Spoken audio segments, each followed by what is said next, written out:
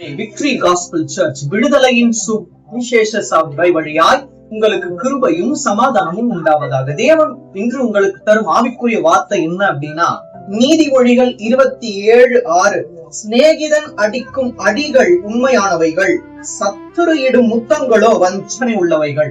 யார் உண்மையான நண்பன்? அதாவது இங்கிலீஷ்ல சொல்லணும்னா யார் டியரஸ்ட் ஃப்ரெண்ட் அப்படின்னா, நீங்க தப்பு பண்ணும் போது இது தப்புன்னு சொல்றான் பாத்தீங்களா, அவன் தான் உங்களுக்கு உண்மையான தோழன், உண்மையான சிநேகிதன். அவனுடைய அடிகள் தேவனுக்கு பிரியமான என்ன அடினா, அவன் வாயினால் நீ செய்வது தப்புன்றான் பாத்தீங்களா, அதான் அடி. சில நேரங்கள்ல உண்மையான நண்பன் யார் அப்படின்னு சொல்லிட்டு நீங்க புரிஞ்சுக்கணும். யார் போலியான நண்பன் சொல்லிட்டு புரிஞ்சுக்கணும் அப்படின்னா, நீங்க தப்பு பண்ணும் போது இந்த வயசுல பண்ணாம நம்ம எப்ப பண்ண போறோம் அப்படின்றான் பாத்தீங்களா, அவன் போலியான நண்பன்.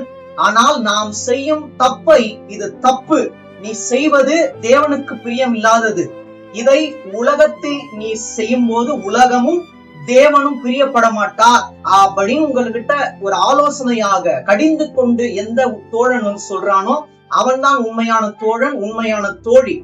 உண்மையான தோழன் உங்களுக்கு என்ன பண்ண மாட்டான், நீங்க நல்லது பண்ணும் போது நல்லது மட்டும் சொல்ல மாட்டான், நீங்கள் தப்பு பண்ணும் போது உங்களை அந்த ஒரு தவறை சுற்றி காட்டும் போது அவனே உண்மையான தோழனா இருக்கிறான். யாரு போலியான ஒரு தோழன் அப்படின்னா, நீங்க என்ன செஞ்சாலும் தேவன் உங்களை மன்னித்து விடுவார் என்று யார் ஆலோசனை கொடுக்கிறானோ அவன் போலியான தோழன்.